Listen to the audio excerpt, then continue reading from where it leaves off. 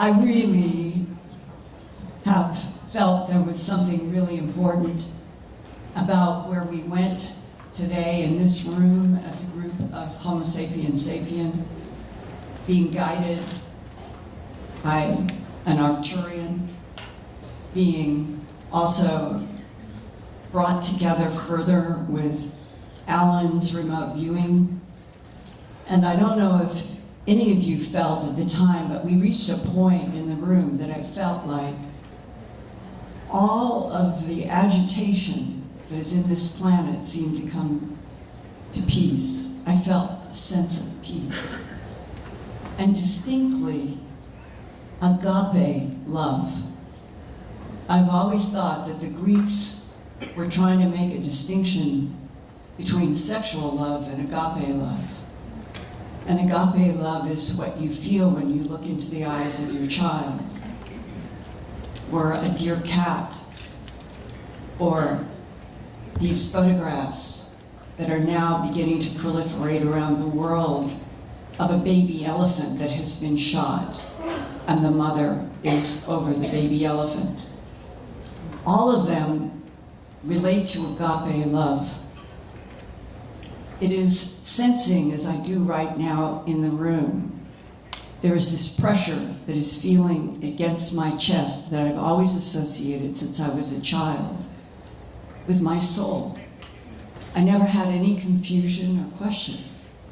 I have always felt a relationship with a pressure that comes up inside of me, in the presence especially of things where I feel agape love. And today, I will always remember this feeling in this room.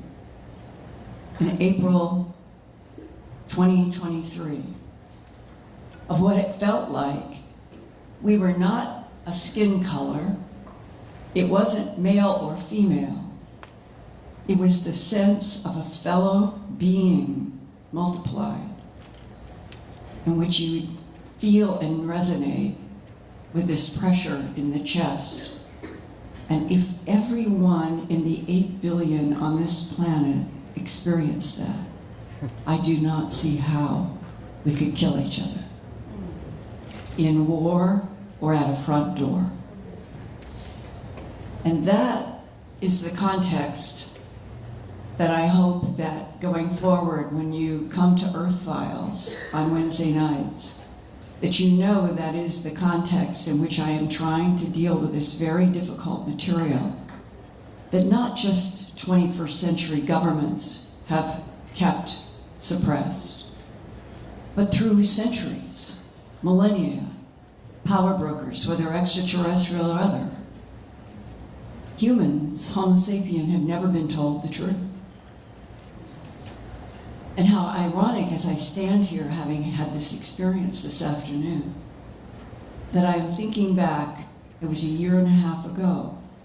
And for those of you who have been at the Earth Files YouTube channel on Wednesday nights, that was when I first began telling you on the Wednesday broadcast that an aerospace source was telling me that JSOC, the Joint Special Operations Command of the United States government, that most American taxpayers know nothing about. And JSOC is driving it all. And the aerospace source knows a lot about JSOC and a lot about the Pentagon and a lot about many, many things in aerospace. And he sent me a very confidential message and said, I want you to know that I have just seen an operational plan that April 23rd, 2023, which would be projected into the future, a day of celebration of the Earth, that they were going to try to use the Webb telescope, breaking news around the world on April 23rd, 2023. A biological signature has been confirmed by the Webb telescope.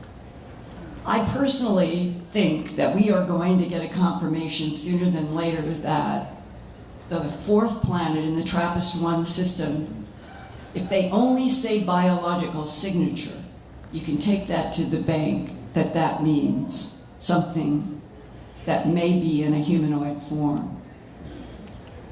Why has it not happened yet? I have no idea, but isn't that exactly what the power structures and the governments on this planet have done for millennia? Manipulate the public to look this way while 1,000 things are happening in this direction. That sums up the last many centuries.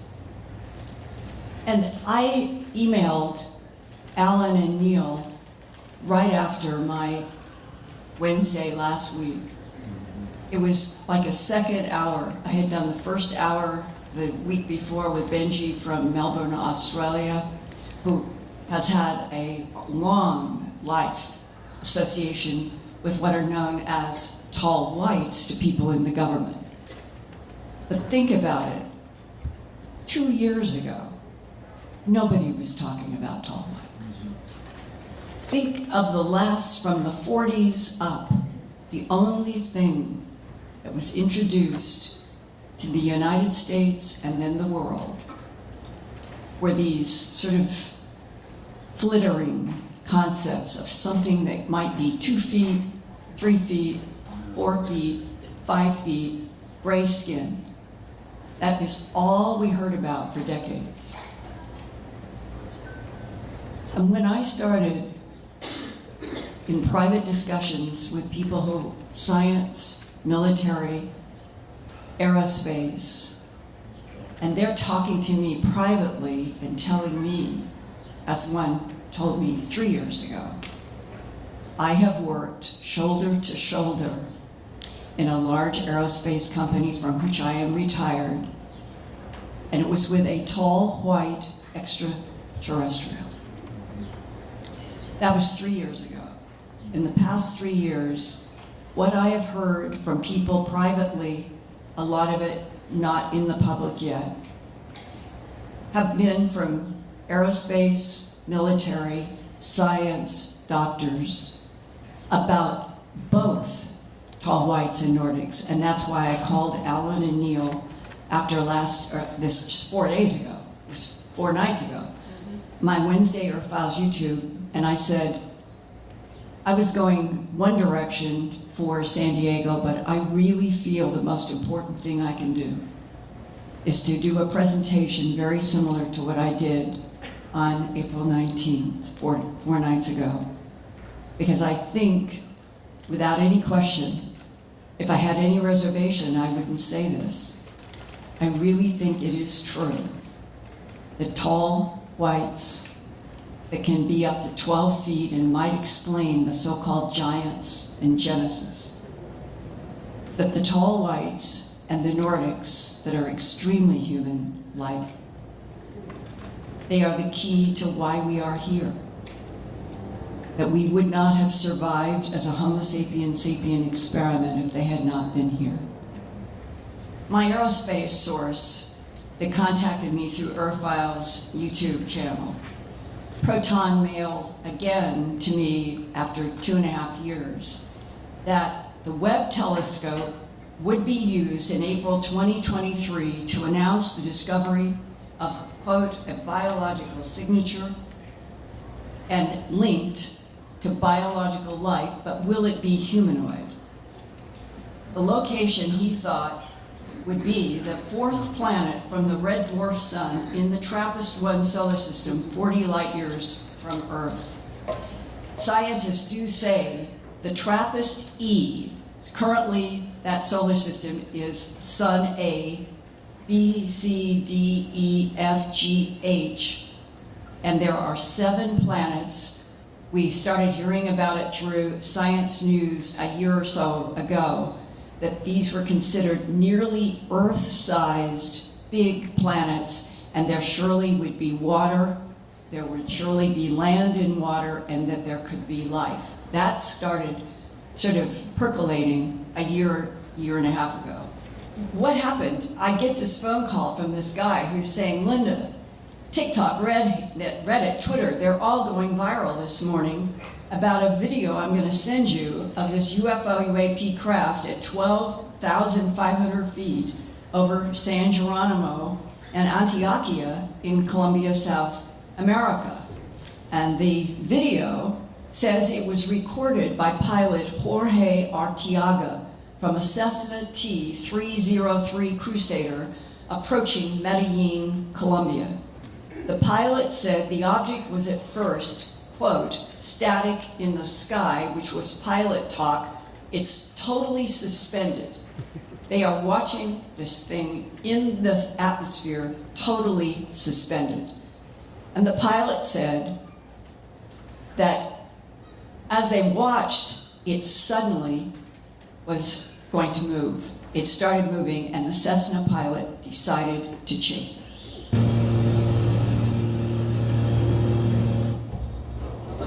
But then the object moved toward the Cessna, and the pilot increased speed to 150 knots per hour.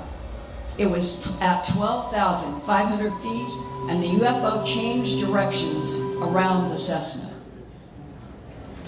The pilot's rapid, written, highly produced video narration, like Hollywood was sent to him, says the UFO video was recorded flying toward Medellin, Colombia 1 year ago on May 12, 2022, but it's going viral last week in Reddit, and everybody thinks that it's current 2023.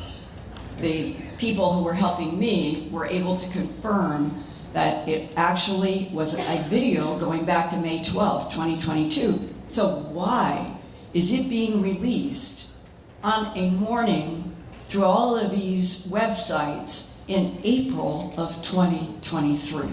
And why does the source of the video trace back to a female model? That's what she does for a profession in Mexico City on Instagram. She is the one who allegedly had access to the original video, and that was confirmed. The only thing at her website on Instagram was a picture of herself, and she was supposed to be a partner with the pilot. And the single original video, of which it goes on for approximately 3 minutes, of which this is an excerpt that was sent to me.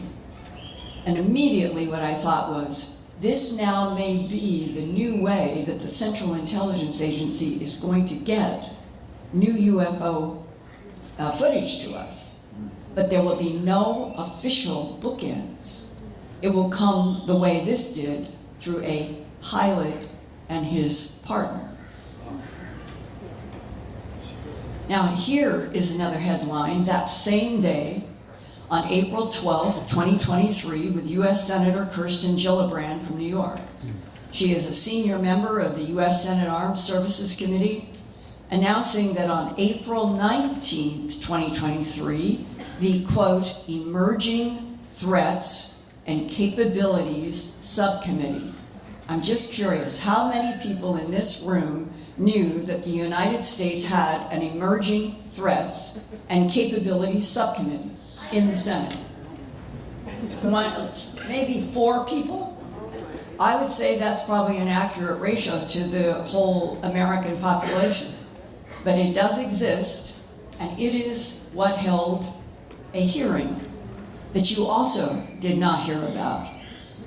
The Senate open hearing about unidentified aerial phenomena had not had a single public hearing since May of 2022, a full year ago. And here is a press photograph of the new April 19th, 2023, very brief, morning only hearing 4 days ago, in which, quote, Pentagon officials reviewing UFO incidents told Congress Wednesday, that's April 19th, that they are reviewing 650 UFO incidents, but they still find no alien origins. Close quote. The biggest lie of all time. The one speaker, I guess I should ask you, did anybody know that there was this subcommittee hearing in the Senate on Wednesday morning, April 19th? Did any? Well, Ian and I talked. Was there anybody? Okay, Alan. So again, it's like maybe a half a dozen. And this is the United States of America, and this is the Senate, and it is a subcommittee representing a government, maybe, of, by, and for the people.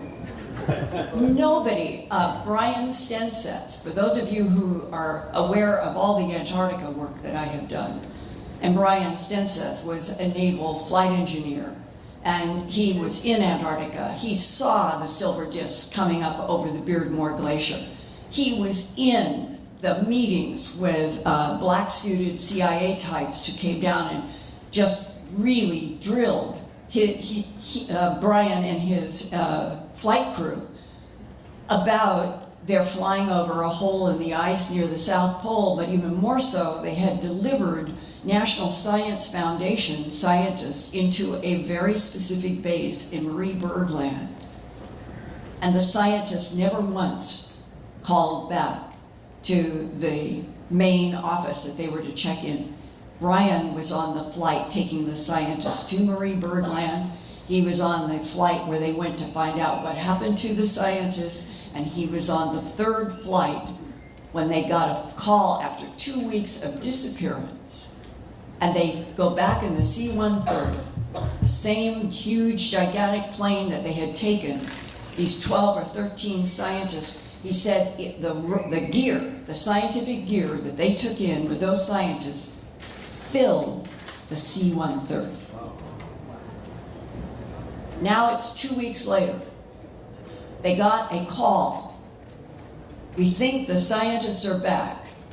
Brian and the crew and the C-130 fly back.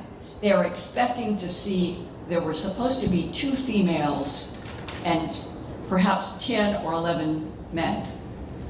And they were expecting to see a crowd of people that would be jumping up and down and screaming, and then they would learn, where have you been for 2 weeks?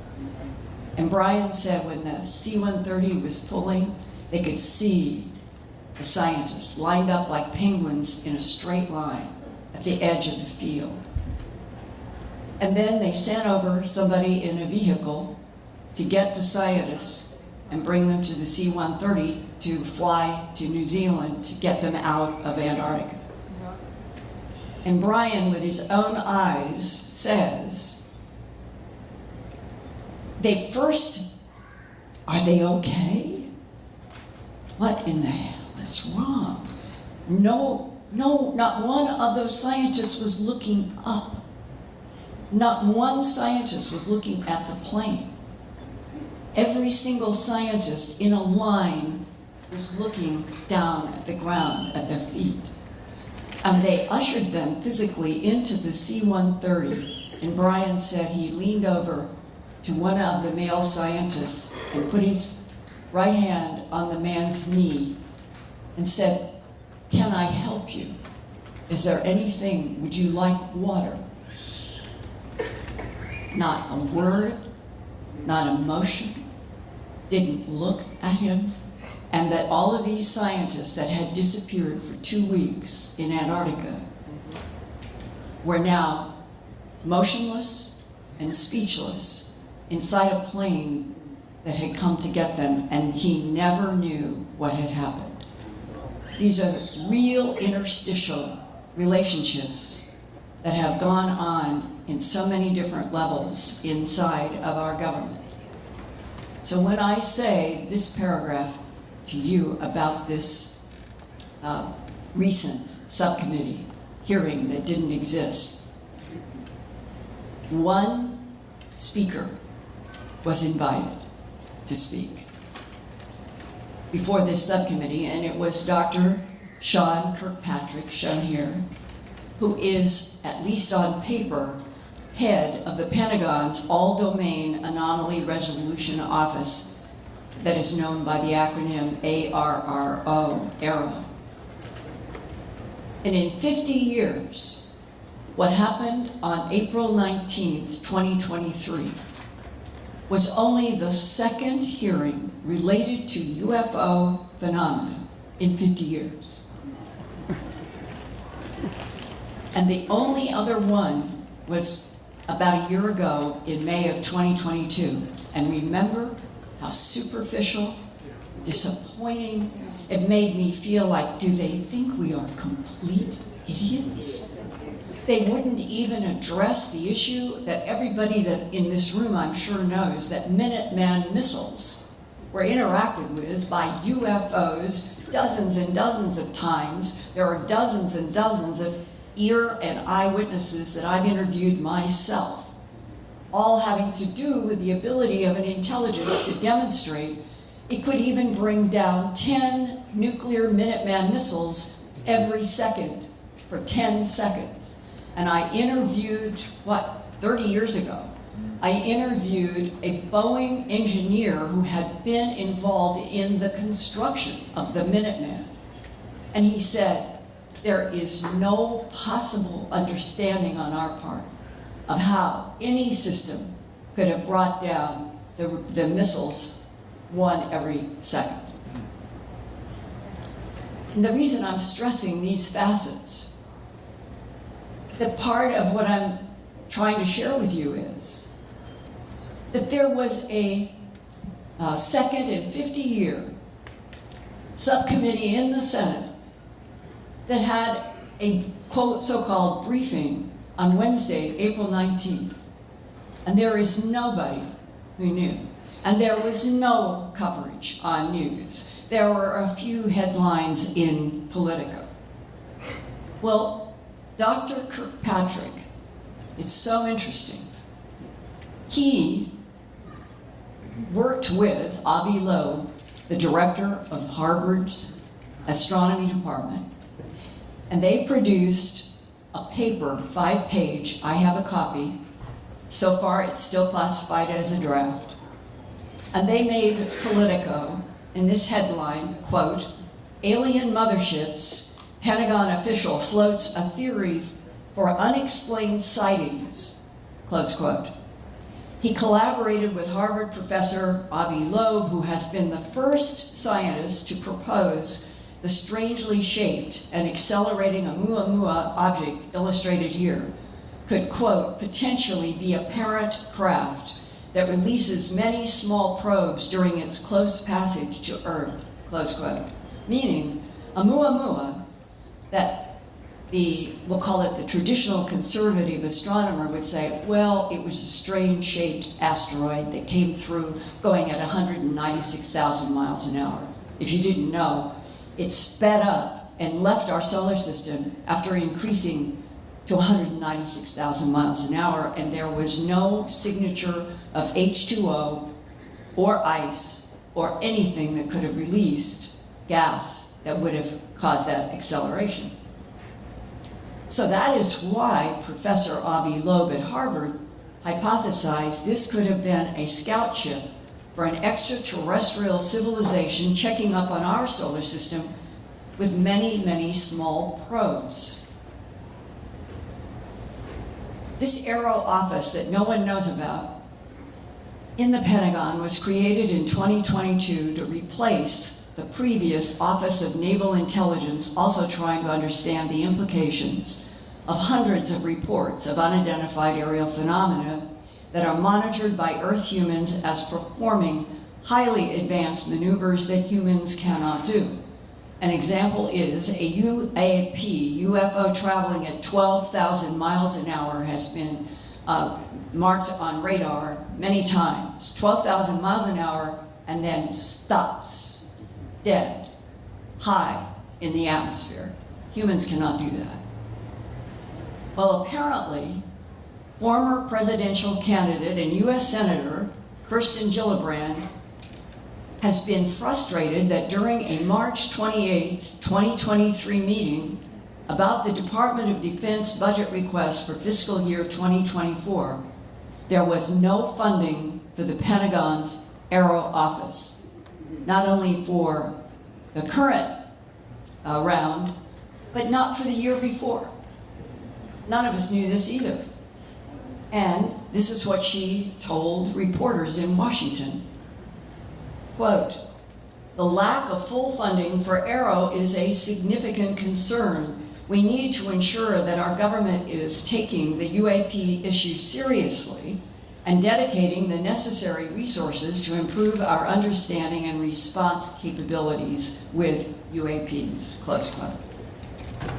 Beyond government cover-ups since World War II about the presence of non-human advanced craft and intelligent beings on Earth, in this solar system and beyond, there are civilian truth tellers, and you today in this room, that's who you are. You are trying to learn the truth and share the truth. And that is why I do Earth Files each week, and I receive now probably every single week cycle. I'm getting 40 to 50 letters from people, most of them saying, "Don't use my name, but I want you to know." And so many people in all of these letters remember a buzzing sound in their closet like bees when they were a little kid, or they remember seeing glowing spheres of blue or white or red light, the size, it could be a ping pong ball, a tennis ball, a basketball, hovering near their childhood bed. But which ET type was it? Sometimes reports describe 3 to 4 foot tall, gray-skinned beings with large black slanted eyes that appear at the foot of the bed. And then some of you remember floating up to the ceiling, even through the ceiling, a sensation described as like thousands of little feathers tickling the skin. And some of you recall being surrounded by a beam of pale yellow or white or blue or magenta, those are the 4 colors that repeat, of light that transport humans to a UFO or UAP spacecraft. And there you might see 4 foot tall grays operating controls in the same room with taller humanoids that might be blonde-haired, blue-eyed, pale-skinned, 6 to 7 feet tall, Nordic humanoid types like in the upper middle center in the brown jumpsuit. So what happened? They land, and there were military people who had gotten there before he did. He came in a helicopter. And the military said the whole X-village nearby has been flooded, and we don't know why. The extraterrestrials destroyed a dam, and all the water has come down, and we know that the ETs did it, but we don't know why. So JSOC has sent out a crew, and they're going to interact with whoever's at that scene. They're bringing a gray entity with them who's going to help communicate, whoever it is. My source, telling me about his being there on that event in 1979, said that his superior officer came to him and said, "We want to do a demonstration. We're going to have the gray being that we are communicating with about this. It's going to be over in that tent door, and I want you to be here." It was a 90-degree walk, about 50 feet. And the man who's telling me, this was his firsthand experience, he told me, "You're going to see the being, gray-colored, about 4 feet tall. It's going to waddle as it moves. And when it gets down to where the path comes to you, I want you to try to keep standing. But I want you to know we've done this before, and you will faint. And we will be there to catch you. And I just want you to know that." And the man I said, "F you." You know what I mean. I am not going to faint. So, and this man is telling me this is his firsthand experience.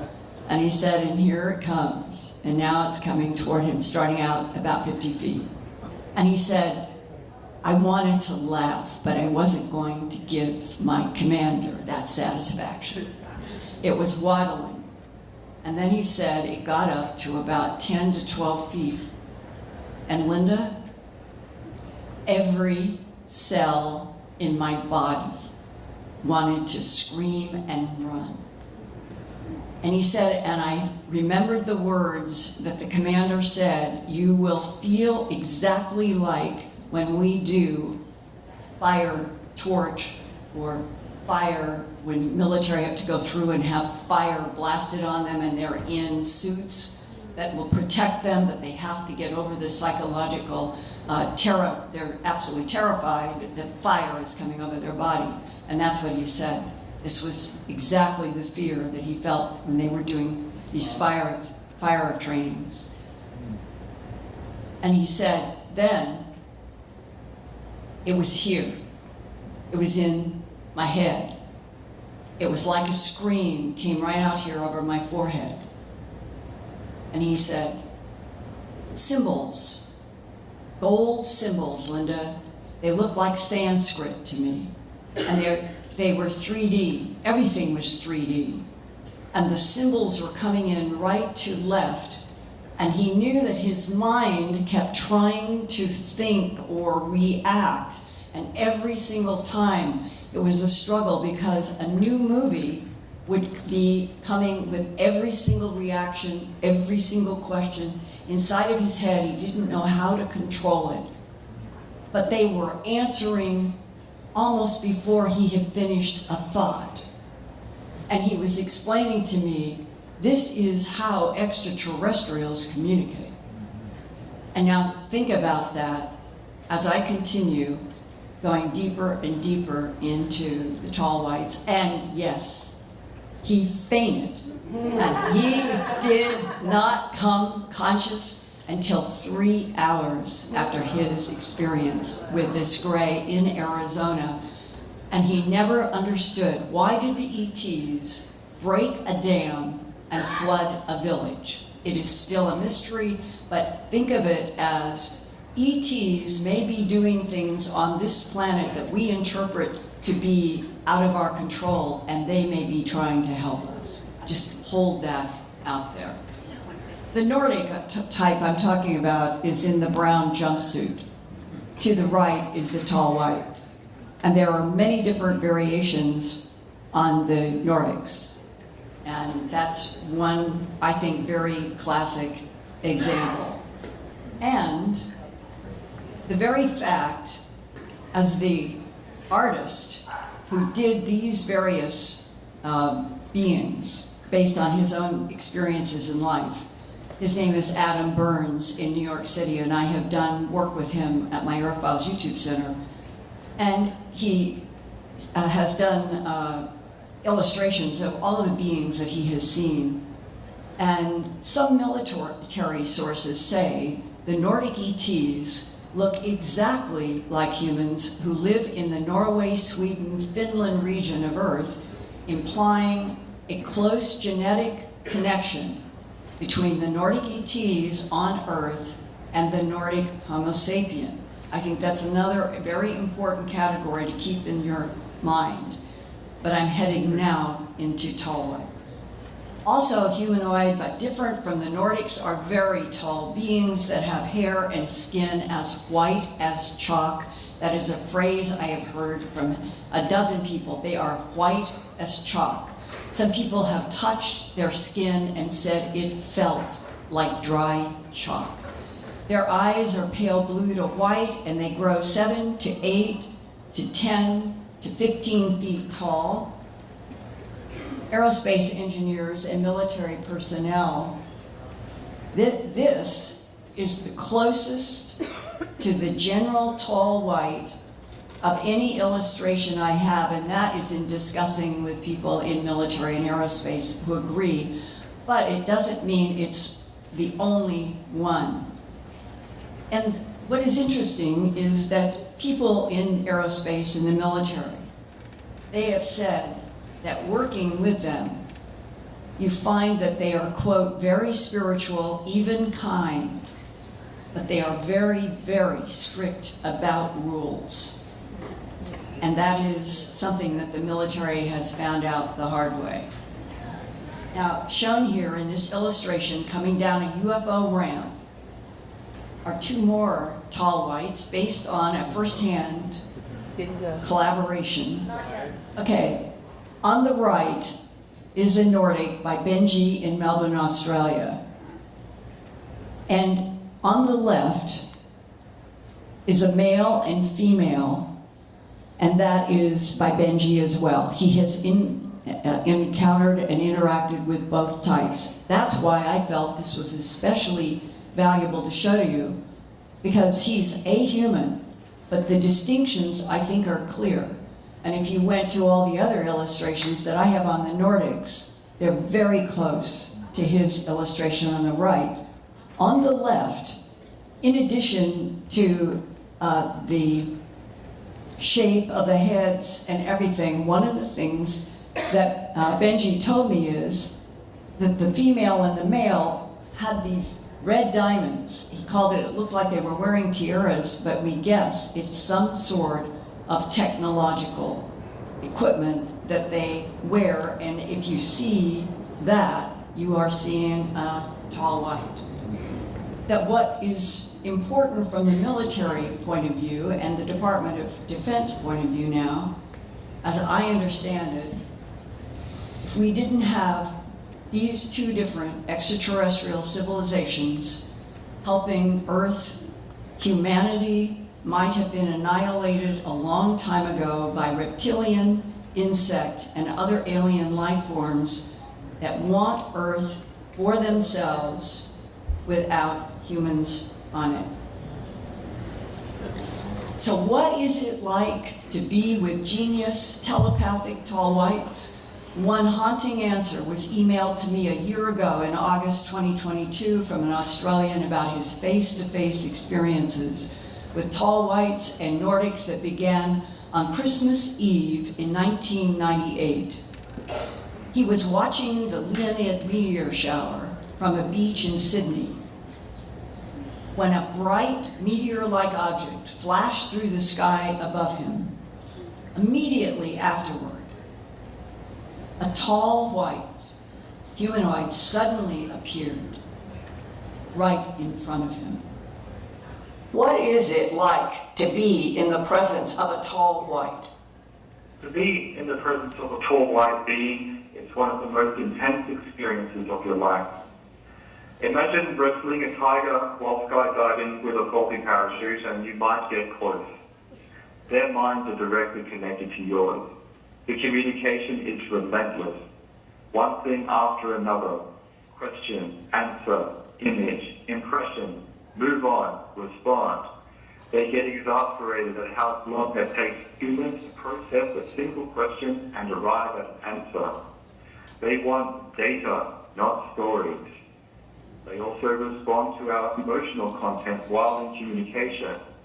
So part of the process is learning how to control how you feel. The human mind is full of all sorts of thinking and feeling. It's impossible to communicate with a being that is largely telepathic. They don't like how we feel. Anything from depression, fear, all the way up to just feeling sexual is alien to the tall white. Telepathic communication is a process of being able to send and receive. Most can only hope to receive because sending a broad package is something none of us are trained to do.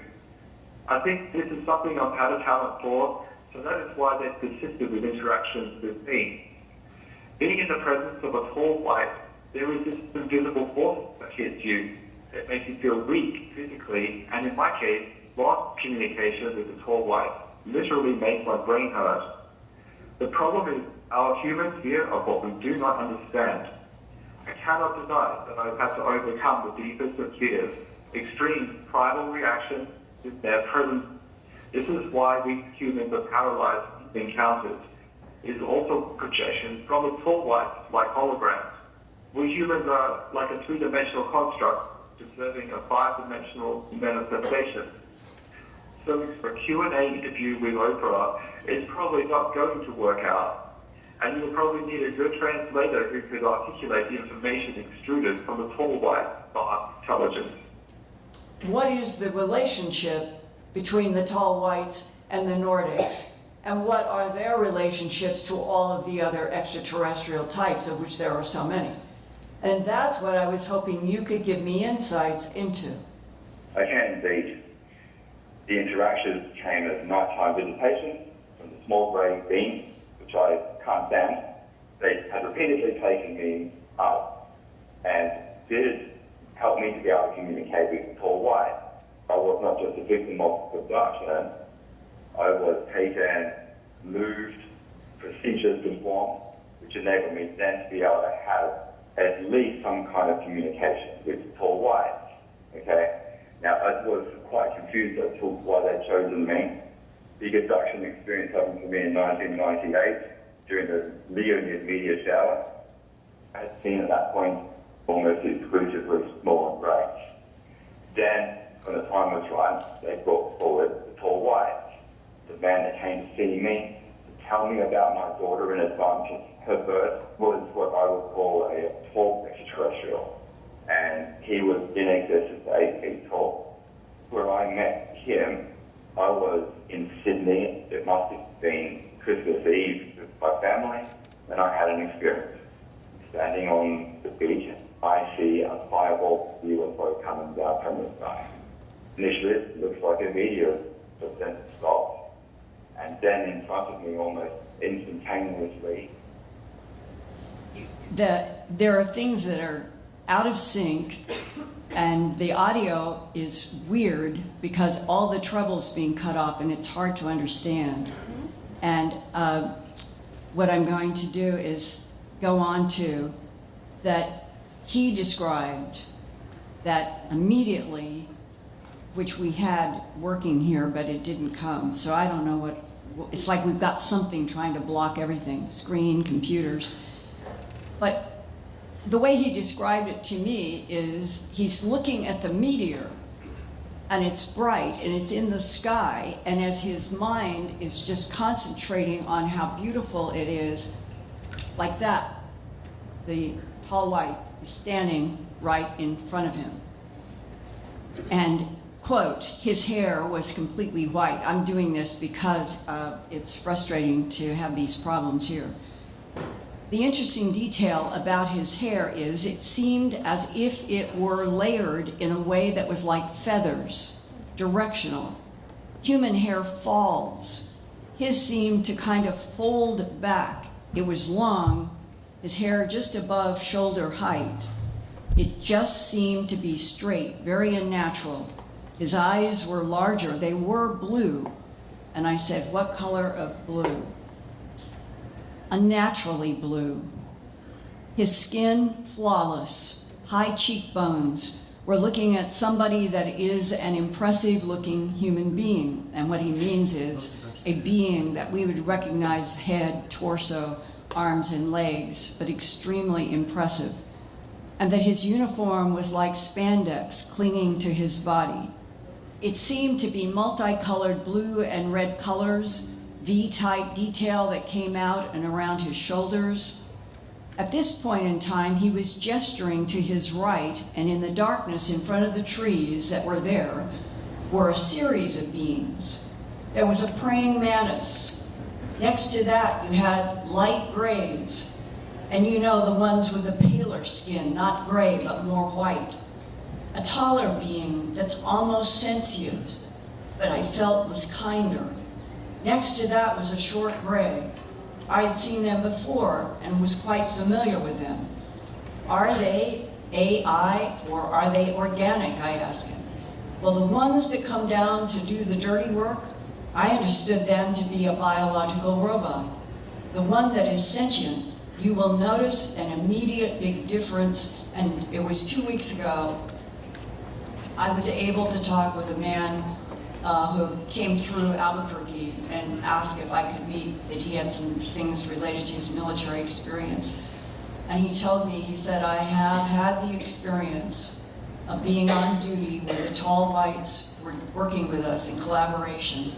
And he said, I just want you to know, you can feel the vibrations coming off of a tall white at least 30 feet from you. That the little grays are the ones that he say, they do the dirty work. And I understand them to be a biological robot. The one that is sentient, you will notice an immediate big difference. This is the frequency. And then he said, and there in this group, there where he was, had been in Sydney and looking at that meteor, he sees what he says looks like a big, hairy, Wookiee-type character. And I say, Sasquatch?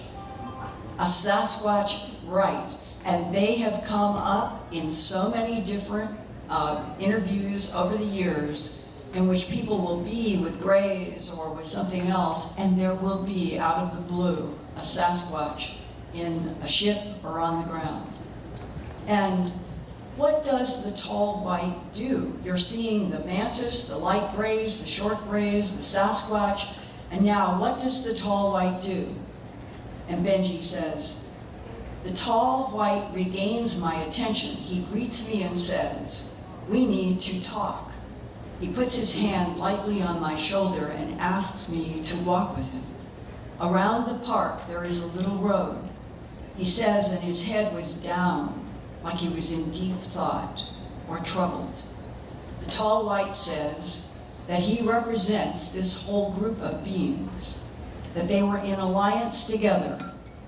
And I could sense that he was being asked if it was okay if I bring a child into this world with my then girlfriend, meaning that the tall whites would somehow be involved, and that this implication of ET genetic programs in which certain male and female Homo sapien are brought together specifically in what appears to be a hybridization effort going on in this planet.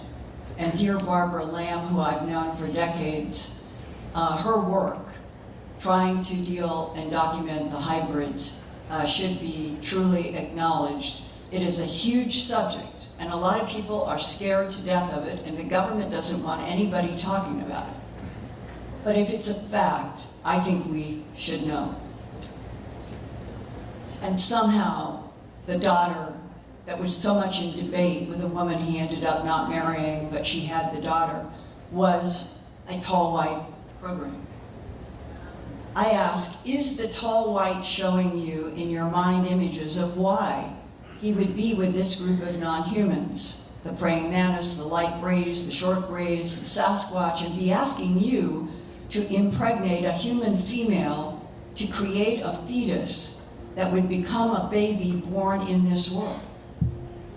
Was he showing you, telling you why this was necessary? He was, yes. He said that there were some very dark times coming for our planet. And we are in those dark times right now. They did show me that there was going to be a massive police presence on these beaches in the future. He was showing me almost the same place where he was watching the meteor. But in the future, that what we were going to be facing was a kind of takeover of our planet. And I asked, by what? Well, in this conversation that I had with the tall white, Benji goes, I want to tell you more about what happened on the pathway, and I stop him, and I challenge him because I don't want him to get away from what he had just said. But what's so crucial, Benji, if I've got a tall white in front of me and they are saying you're going to have to carry a child because something bad is coming, and we're showing you that the beaches of Melbourne are going to be covered with police, what is going to happen that would cause this problem in the future? And he said, well, our planet, the individuals that run it, it is a vast network, Linda, of things to lead back to some kind of deal that must have been done before my time here on this planet, perhaps originating in America. And all of us have heard about Dwight Eisenhower as president signing a treaty, and I've heard of other treaties. Linda, I think we're supposed to be made aware of these beings. And indeed, the network that they have out there, it's a trade network. Whatever knowledge they have about this universe, that those who have decided to not honor that agreement, that they weren't going to be honest about interactions, and he's talking about humans who signed a treaty with the Tall Whites. They weren't going to be honest about interactions with some of these beings. There seems to be a broken trust, and that people like myself, and indeed my daughter, are here as observers. We are feeding information back into whoever else is watching. Let that sink in. Layers and layers of observation and self-gain. Jim Mars wrote a book that he and I had a long discussion about on the phone before he died. And it was a book that concluded only 28 families. All of the barter system of Earth reduces to 28 families. And I said to Jim, do you have any idea how many are full-blood ETs? And he said, I don't, but it's a good question. So I said to Benji, let's assume that you are a hybrid and your daughter was a hybrid, and that this has been the mechanism that the Tall Whites and the Nordics have been using to monitor and influence the Earth through making hybrids. Hybrids that are part human and part them. And if right now we are at 2021, which is when I did the first interview, I've interviewed him 3 times up to this past month, that soon we're going to be in 2022, because this particular part of the interview was 2021. So you see Benji over a 2.5-year span. Soon to be 2022, coming out of hopefully a horrible pandemic in which the planet seems to be increasingly unstable, with more and more earthquakes and volcanoes and weather changes and drought and fires and everything that is not good. Is there something about this time, right now, as we speak, that you remember anything that the Tall White showed you in your mind's eye about something bad coming that would cause police to be on the beaches of Melbourne? He said, well, remember that it was a year before my daughter was born in 2004 that the event of September 11th, 2001 had already happened. And I had already been given communication with my September 11th evening as well. He had seen the entire trade tower thing in some screen in his mind. So there was no surprise to see them turn up around that time that they were foreshadowing 9/11. Yet another disaster to our planet. And the timing, Linda, of September 11th, 2001 was crucial. It was almost like a timeline marker that we had pivoted off down an extremely dark and dangerous timeline that was eventually going to lead to not total destruction, but something that was going to lead to an enormous catastrophe beyond 9/11. The nature of that catastrophe is multi-layered. There seemed to be a mixture of them showing up and you having a face-to-face. And then there are these elaborate multi-3D clear visions, dreams if you want to call them, but they are so much more than that, watching something unfold. Linda, the annihilation of parts of the seas due to a weapon, a nuclear weapon. Let's be honest. He was seeing a nuclear weapon in the oceans. But the environmental disasters that are coming, it is a sign that our planet is becoming unstable. It's going through a change. It's cyclic. There are things that we cannot do too much about. And I think that the Tall Whites are deeply concerned that so many people who have the power to change people's opinions, people's understandings of this world and our place in the cosmos, that they are choosing to withhold this information from an entire planet of people. How do they bring this knowledge out to the people so they can make a more informed judgment? And it does not come from fear. If they turned up with a mothership over a city, it would look like a threat. I don't think they want to be a threat. We're in a situation where you've got fighter pilots, wonderful people, who have been ordered to chase craft that are light years beyond them, completely beyond them. I just don't see how that is at all helpful or responsible. Human beings are remarkable. But the culture comes from a militaristic and tribal background historically. And we don't trust each other. Benji, I agree. There is a huge pink elephant in this room. And that is the documents that I have read, I'm speaking me, and others in which it says, quote, extraterrestrial biological entities manipulated DNA and already evolving primates to create Homo sapiens sapien, close quote.